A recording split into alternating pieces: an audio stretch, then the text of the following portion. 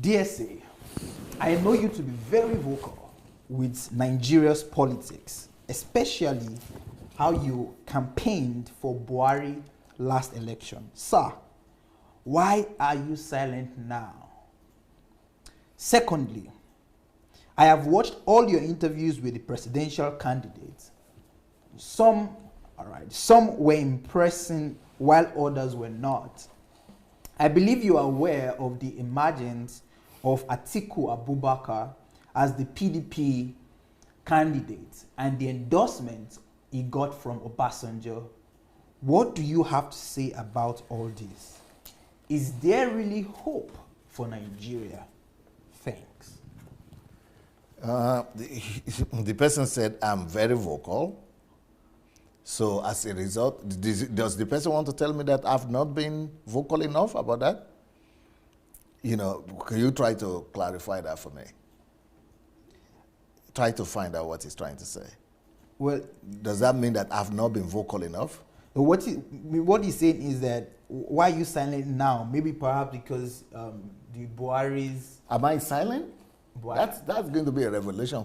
No, I don't want to believe you're silent. However, maybe his silence that he's expecting, or what he's expecting you to say, is that because putting it very close to Buhari and juxtaposing it with your campaign for Buhari's last election, and then okay, in comparison, in it's comparison, like it's like because you were everywhere for the last election, but now the election is close and you're not putting so much intensity as you were putting for the last one. So maybe that's what he interprets. Okay, then I would rather read the question myself.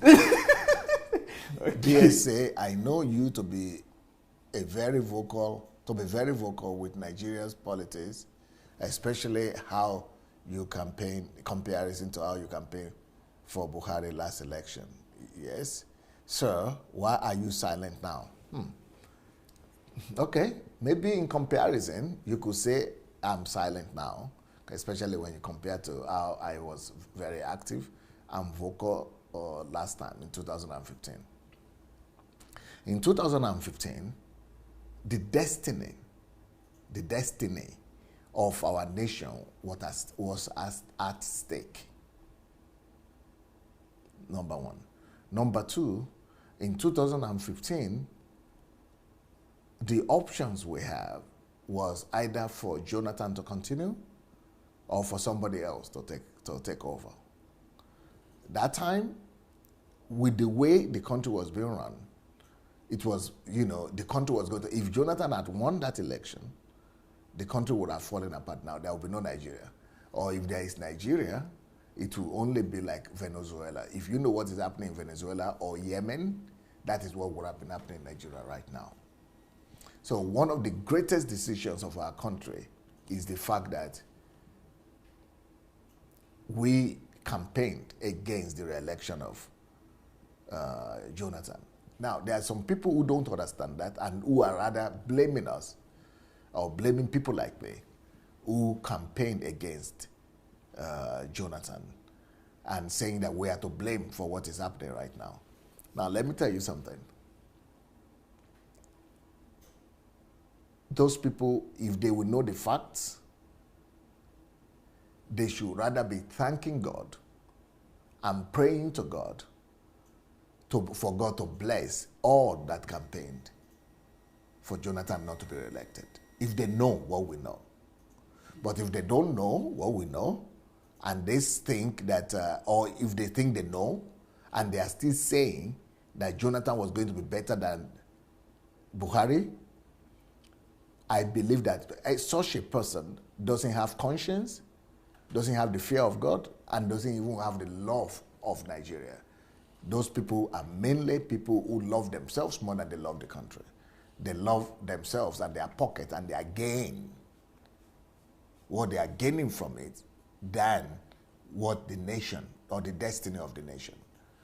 Even people who served under that government themselves knew that no way. I mean, can you imagine a government where by all the budget was going to pay salaries, and was going to, we don't know where it was going, even to pay salaries, they were borrowing to pay salaries. That was back since then. Can you imagine a government whereby it was, you know, one barrel of oil was $140. And the budget now, when for these past 3 years, when this Buhari has been here, is bigger, almost double of the budget when the income was 3 times higher. And the budget now is 2 times higher than where was the money going? So there is no option in that one. I needed to campaign. And if you look properly, I don't know if I have the list of, somebody was complaining against me and other people and saying, we put Nigeria in this trouble. And the person got a list, I don't have it. The person got a list of Nigerians that were said to have campaigned against Jonathan, that it is those Nigerians who put the country in this kind of problem. And that list, if you look at that list, you will see that they are the most educated and the most progressive Nigerians ever. And for somebody to now say, oh, okay, wisdom failed, it's just because those people missed it, that's why Nigeria is having the problem that we're having. I'm sure some people are trying to tell me that, no, but see where we are right now. I'm going to talk about where we are right now, but I'm going to try actually and get the names. Because by the time you see the names of these Nigerians that they said, you know, put us into trouble, you will discover that these Nigerians are not foolish at all. They are probably one of the best Nigerians you ever come across. And I'm in that list, and I'm proud of it. And I'm ever going to be proud of the fact that, yes, I was one of the people that worked hard and hard for Jonathan to be removed from that place. Jonathan doesn't have any business being in that place, especially after I've met with him myself. And I met with him, and after meeting with him twice, I came to the conclusion that that guy is clueless. I mean, no, let's just leave Jonathan alone. Now, let me answer your question, because that's the one you want me to answer. I think I got the names now. Okay, let's come and see the names of these Nigerians that they are accusing for imposing. And the thing the person is saying, look at the language he's using here. They compile the list and say, here are some of the most prominent names that helped send Buhari to Aso Rock. So they got the names here. Dr. Obi Ezekwesili. No, that Obi Ezekwesili now is against the same government that she helped to put in place, all right? And they are all denying it. And they're saying, no, we didn't do it. We just fought against Jonathan, but we didn't impose Buhari. But I said, I didn't just fight against Jonathan, but I campaigned and I imposed Buhari, and I'm happy I did. But later on, I'll tell you one of the other reasons why. So Fela Dorotoye, he himself is running for presidency now, and he's saying that, no, I didn't campaign. They are all denying it. But I'm not denying it. I campaigned, and I'm insisting that that's one of the very best things that we ever did. Let's look at the other people. Atiku Abubakar, all these 3 people are running against Buhari right now, but they all campaigned against Jonathan. Why? Because they knew that Jonathan couldn't have continued. Then Omoyele Sowore is here. He's also denying it. No, I didn't campaign. I was never against. Because they are all denying it because they want to be elected now. They don't want to have association with this present government. I say, no, I never campaigned. No. But this record is there. And I think they should all be proud that they did. Look at the other one that campaigned, Donald Duke. All these people, they are presidential. All of them are presidential. Every name I've read so far are presidential aspirants. Yeah. And they all campaign for Jonathan to be removed. And they campaign for Buhari to be in his place, brother. So, and I'm not denying that, but the reason why all of them are denying is because they now want to be elected themselves. Look at the next person that campaigned for Buhari to be there, Chief Obasanjo himself. He campaigned for Jonathan to be removed and for Buhari to come. Now, somebody will say he has changed his mind. We'll go there later on. Then the next one is Professor Charles Soludo. Tell me who is foolish out of all these names. No. I mean, you rather tell. I would rather ask you for the list of people who are greater than this one, or who are not, who are better than this one. So for you to, okay, let's keep on going. Then the next one that campaigned for Buhari to be there is Tunde Bakare. Then Sunday Adelaja. And if anybody that has listened to Sunday Adelaja very well, you know that I'm not as foolish as people think. I am not foolish at all. I know a lot that people might not be giving me credit for. And I surely know one or two things about Nigeria and how nations should be governed. But then, apart from Sunday Adelaja, we have Father Ejike Mbaka. You know, then we have Professor Yemi Oshibajo, he's in government. Then we have Tam David West. Then we have Professor Wale Soyinka. Then you have Chris Okotie. So these are the names of 14 prominent Nigerians that campaign for Jonathan to be for out. Jonathan to be, yes. Now let's go back to that question. Because I'm sure that I've still not answered the question of that guy. Yeah, no. Yeah, I've still not answered. So I'll keep on reading the question. So the question now is that why are you silent now? Okay. Why I'm silent now? I have my reason why I'm silent now. The reason why I'm silent now is because I rate the government of Buhari to be just 40% of my own expectation, 30 to 40%. I didn't give them pass mark.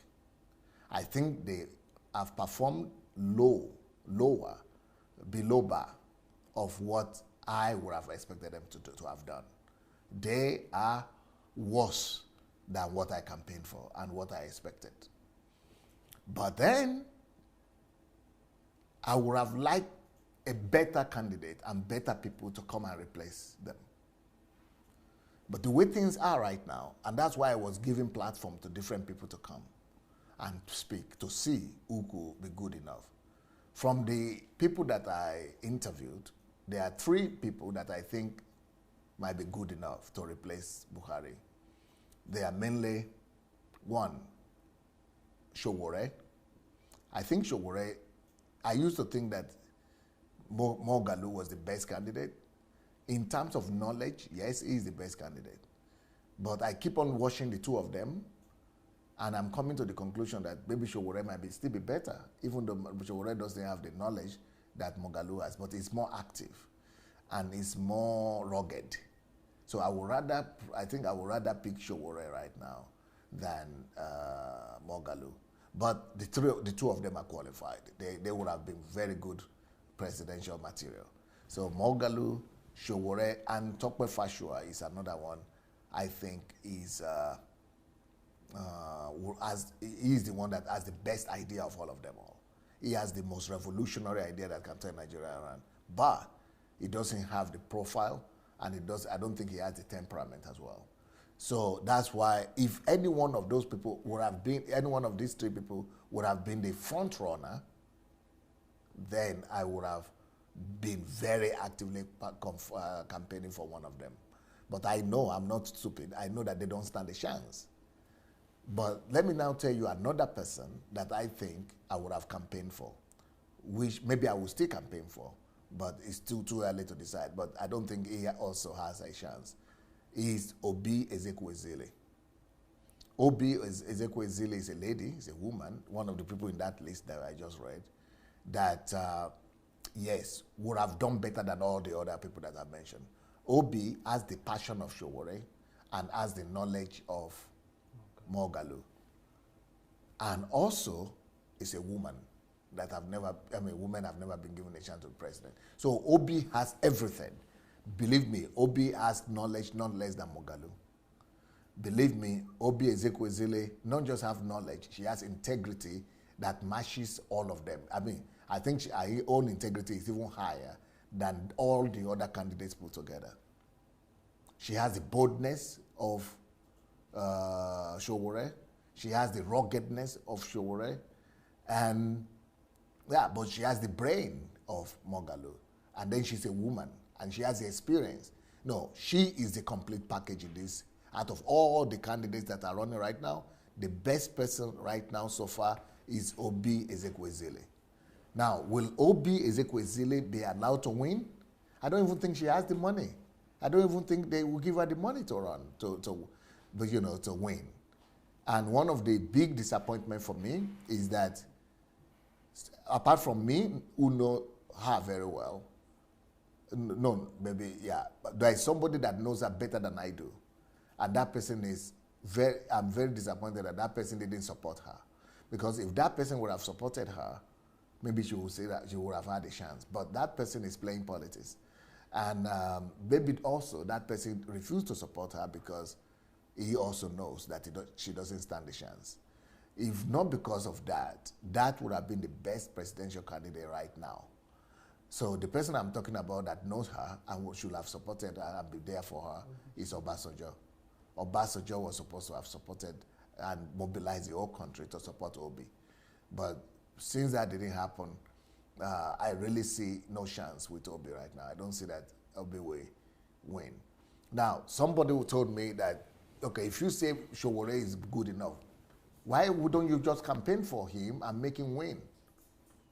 Number one, because I don't want to fight a battle that I already know that I don't stand a chance in. Number two, I have not seen the structure and the system that, I like to do everything predictably. That's why I have a book that is called Life is Predictable. People who know me will tell you that before Pastor Sunday declares something, he has calculated it with backup plans. I would have liked to see such a plan from Sowore or from Moghalu or from Obi with backup plans that with their cup is full and running over, that they are going to win the election. And I don't see that such a plan. For example, let me tell you what I'm saying. Let me just make a comparison. What Sowore is doing, that's exactly the way I would have done, because he has revolutionized politics in Nigeria. I mean, that is exactly, he's doing everything right. He's doing everything right. So that's why I put him ahead of Moghalu now. But they don't have structure. I need a system from him. What he's doing right now is a one-man show, even though he's so brilliant in that one-man show. But it doesn't have the structure. But let me show you a contrast and a comparison to what I'm saying. The way we do things here, the way when we were running to win the election here, I put forward 1,500 organizations.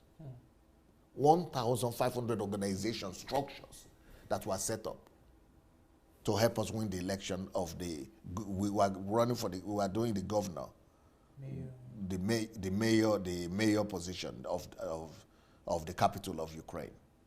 That is the way we do it. But I see somebody who is very close to thinking like that. And that is because their experience is very experienced in it. I don't see the list here. But I have a list somewhere. Where I saw that Atiku has 300 and something, 350 or 365 different structures, organizations that are already set up all over the country. Funded, financed, that are going to be just doing the work they are going to be doing every day, morning till night, is campaigning and mobilizing for him. That is the way to win an election. But I didn't see that from Sowore. I didn't see that from any other guys. They don't have the idea. They don't have the know-how. They don't know how to do it. They are children in politics. They don't know how to win an election. So when you have not presented to me arguments like that, I will not waste my time supporting you. I am not a loser. I believe in predictability of life. Life is predictable. And you must give me the statistics. I must have the scientific methods that you use before I could support you. So because none of them has that, I'm not going to waste my energy to supporting them. If somebody says, oh, they will win anyway, they believe in miracles. I too, but in that kind of miracle, I don't believe it. So, and I'm sure that Buhari has such a structure too, but that is how to win election. So but that is why I am not speaking. I don't see a top-ranking front-runner that I could speak for. And Buhari, I believe that it didn't meet up. It didn't match up with my expectation. So I cannot campaign for him. But if the option and the choice is between Buhari and Atiku, I would rather support Buhari, but I will not campaign for him, but I would rather support him. See the difference? Yeah. So why is it that I will not support Atiku? Number one, Because Atiku became a millionaire while he was still a custom officer. Tell me, in Nigeria, anybody who comes from Nigeria and tell me that custom officers are not corrupt, even if you are not a millionaire. But for you to become a multi-millionaire in dollars as a custom officer, and you said you got, is that from your salary? Definitely. Who pays, what government pays that kind of salary? Definitely not. So I don't need to be told anything else. I think myself. So for me, I have my conclusion about Atiku.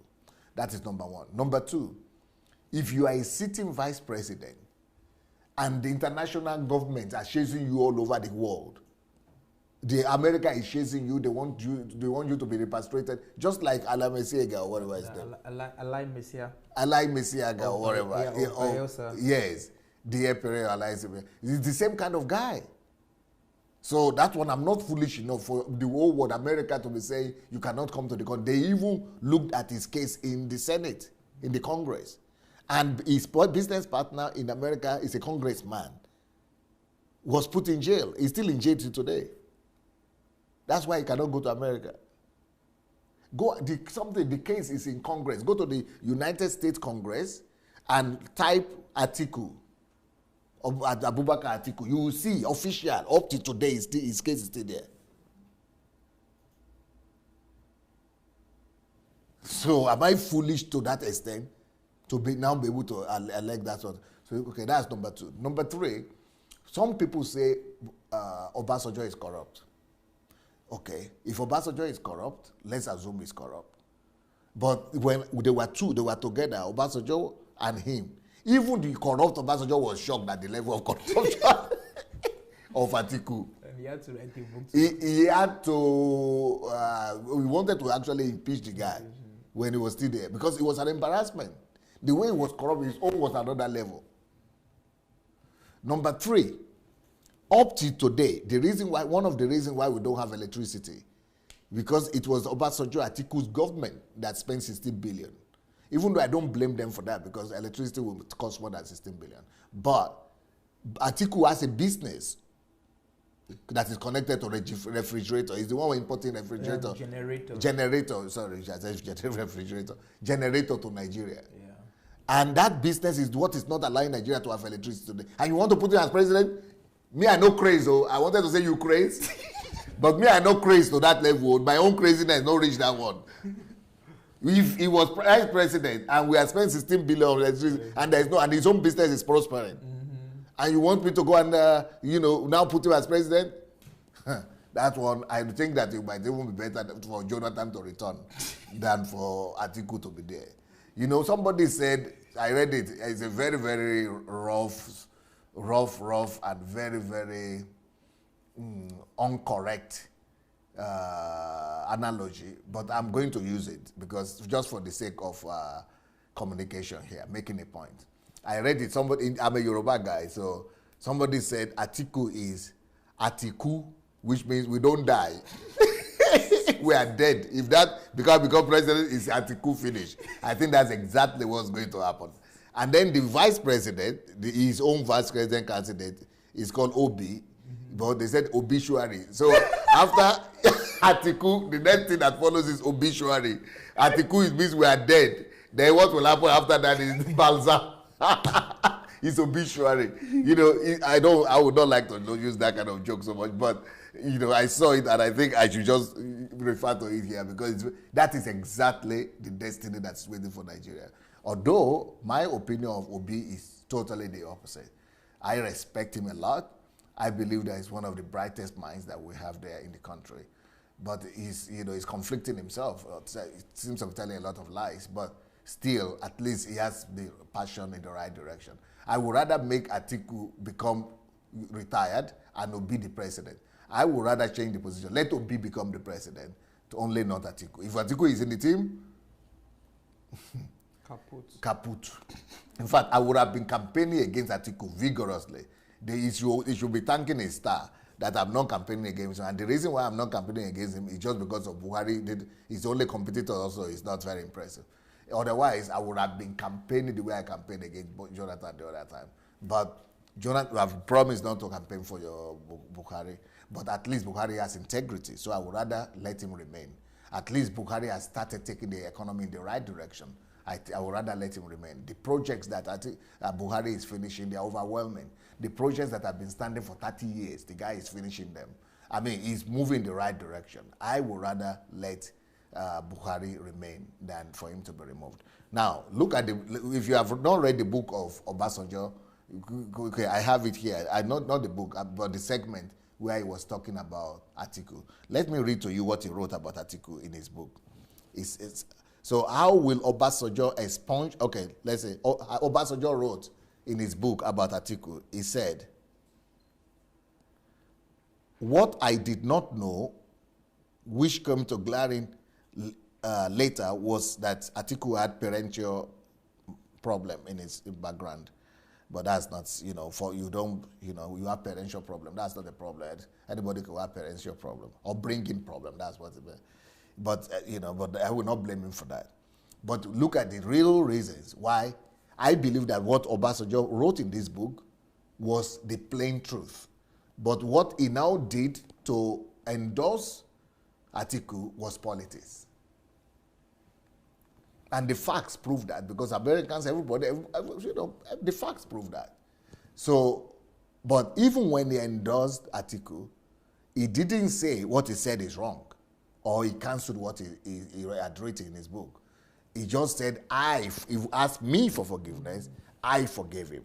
So now let's read what he had written in the book, because what Obasanjo was actually saying, he was sending a signal to us that in those things and in those areas, that concerning me personally, I have forgiven him. But what he's not saying, that he is expecting people who have brain to read, is that, but when what is concerning his moral quality and weaknesses, I cannot stand for him. And what is concerning the nation, his sin against the nation, he cannot forgive. Only the nation has to forgive. You see? So what are the things that the evil that he has done against the nation, why I cannot, and nobody should ever vote for him? And the reason why Obasanjo did it anyway is because too much pressure from his was on him. But that is not even the reason. He's used to pressure. But the reason why he did that is because of the vested interest. He had his own vested interests. He had interests also that are not being satisfied by this present government. And this is the kind of government we need, that will not look at your eyes and give you things just because you are powerful. And that because he had his own way of defrauding Nigeria that has been stopped, and he wants it to continue. And we don't know the agreement that Atiku has given him and what Atiku has promised him. But he has definitely considered some things. And promise some things. And that is at the expense of the nation.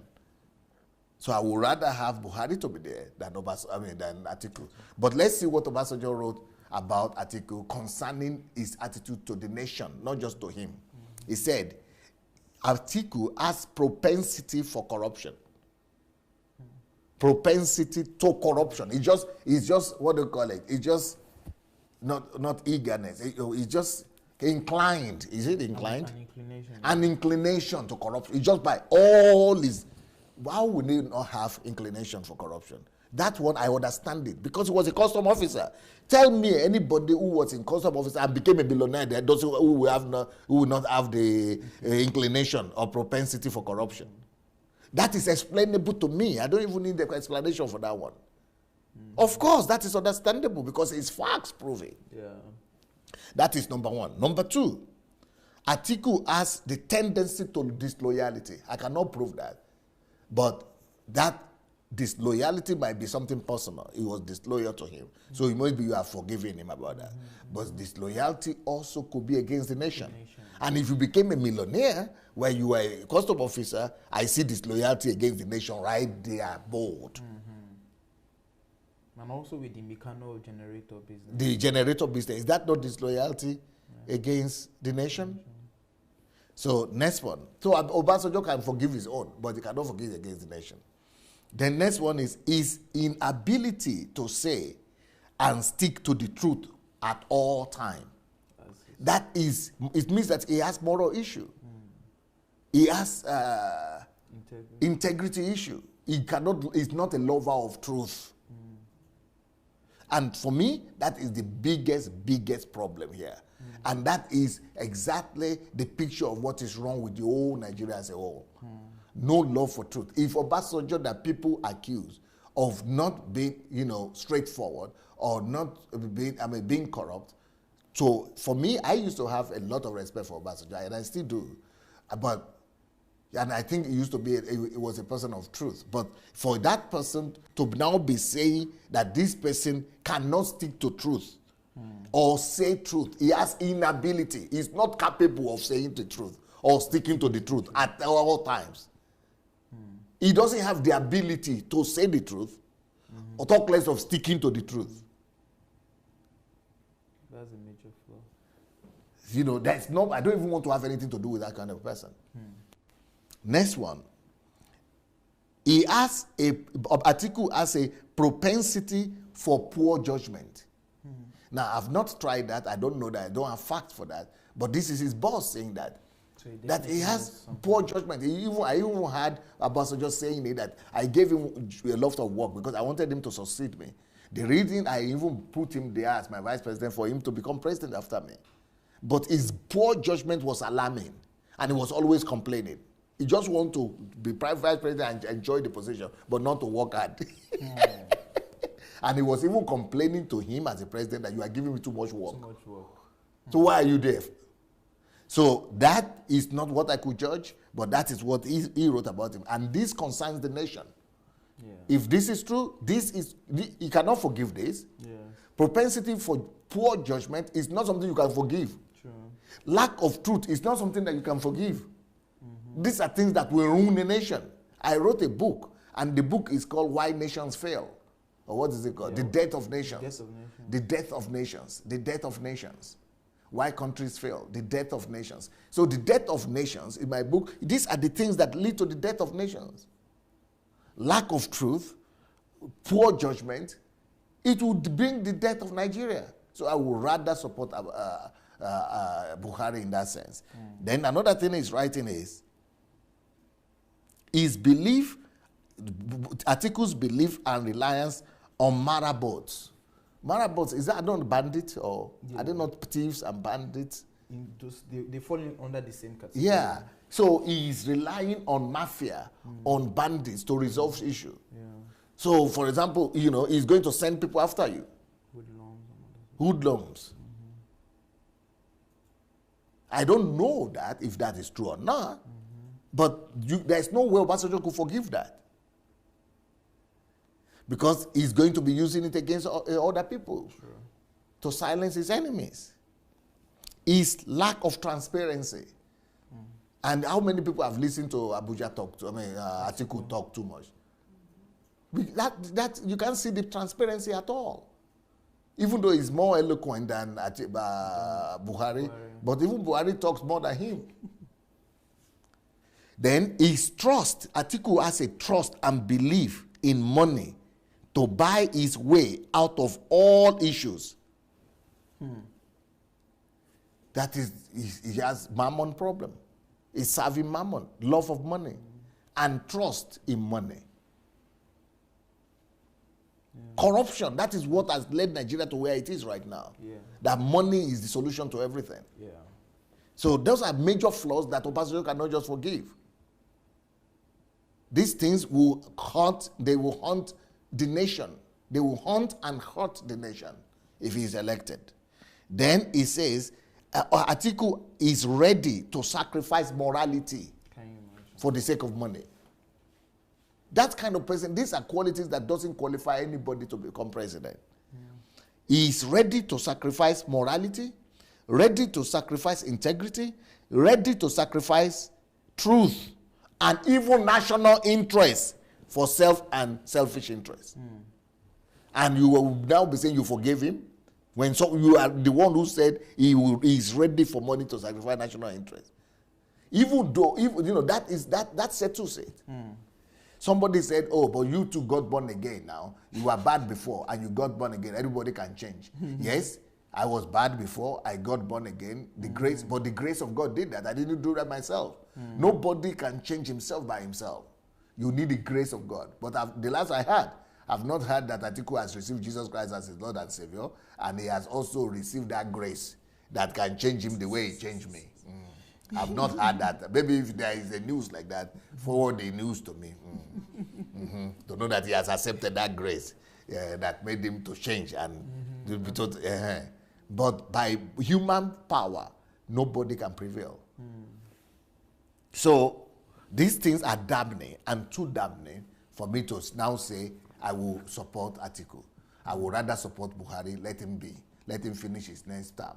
If he doesn't finish, if he doesn't improve, it will be on. He will have to answer for it with his conscience for the rest of his life. But I see that what I feel is that Buhari is going to do much better in the second decade of his of his tenure than the first, and that he will be more confident, because during the time of the best we've ever had in Nigeria after return to civil rule is during Obasanjo regime. But you go and check it, the first 4 years of Obasanjo was worse than this.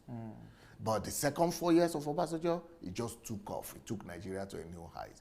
I think the same thing could happen with this man here. But let's see the question. I don't think I've even answered the question to the end. I think you already got to the second part of the question. Okay. Yeah. Read it again. All right. Or so you want me to read? Since you said. Okay.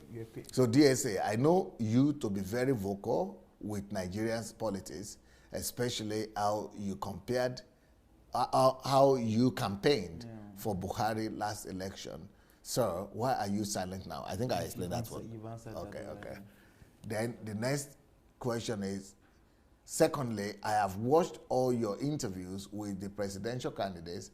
I think I also answered that, right? Yeah. Some were impressing, while others were not, okay? I believe you are aware of the emergence of Atiku Abubakar as the PDP candidate and the endorsement he got from Obasanjo. What do you have to say about all this? Is there really hope for Nigeria? Thanks. If Atiku will come, there will be no hope for Nigeria. It will be Atiku and obituary, unfortunately. It means we don't die and obituary is waiting for us. But time has gone. Yeah. I can't believe it. And I thought I heard somebody ask a question. I don't know if you have it or not, but maybe you ask it next time. Maybe next time. That somebody wrote in my Facebook something. What am I thinking about Buhari? That this is not Buhari. Okay, yes.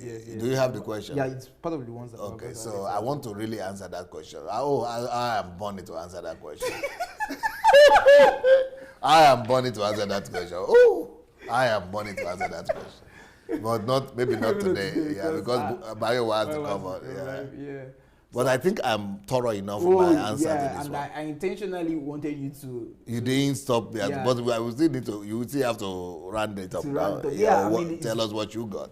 It's very good that you're able to give a detailed explanation of your stance. Yeah, of your stance and perceived silence from not just this person who is asking this question, but from majority of Nigerians who were aware of your activism during the 2015 election, and also your stance with Buhari as compared to now, because many people had the opinion that why are you not campaigning against Buhari? You understand? Because if you were for Buhari, and now that Buhari did not perform, of which you already said that he didn't perform as you expected, so why are you not saying let them kick him out? Yes. Okay, but if you're not going to even campaign against Buhari, so who are you campaigning for? That's another question people were asking. Okay, so you've been having presidential candidates come on you. So who is that person that you're going to campaign for? And why are you not campaigning for that person? Which you give, substantial, and explicit details to why you're making your stance.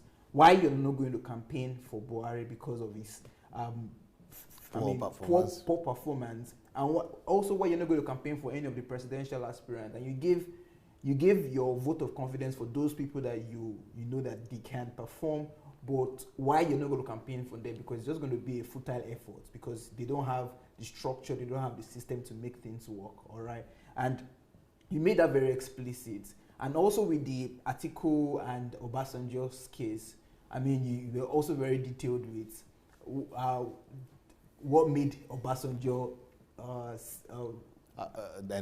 endorse Atiku, and that was just politics and vested interest. And also with all of the facts that Obasanjo had written about the life of Atiku to himself, understand? So everything just shows that no, Atiku is definitely not the person to rule the nation. And anyone who has a mind that can think and can just pay attention to the facts will know that no, Atiku is not the person to take that role as the president of the nation. I mean, that's quite explicit. And talking about the hope for Nigeria, although I would have loved you to communicate that hope, not with the outcome of the election, but your personal hope. But I think you've said that many times, so that might not be. I can say a few things about hope for Nigeria. All right. Okay. So, is there any hope for Nigeria? Yeah, is there really hope for Nigeria? If I'm going to say this, people are going to say I am Magnamanene. What do you call Magnamanene? You have what do you call somebody it? that is too much megalomania. Okay. Yeah. I don't want them to think that I'm megalomania. Yeah. But I am a man of responsibility. I even wrote a book on that. You are born to make your nation great. How to change a nation through personal responsibility. So I believe in personal responsibility. I believe that as long as I'm alive, and as long as God will allow me to get back to Nigeria, that there is hope for Nigeria. I'm connecting that hope to myself. And I'm not ashamed of that. Not because I want to be president or I want to be governor or politicians. No. I just believe in taking responsibility and fixing things. Anything that is wrong, anything that is out of order, that is my job. I'm born to make my nation great and to fix things. And by the grace of God, I am going to fix Nigeria. If God will allow me to step there again, we are going to change our country by the grace of God. So if Nigeria will survive it before I arrive, there will be hope. I think that is the short one I would do. Beautiful. Well, great.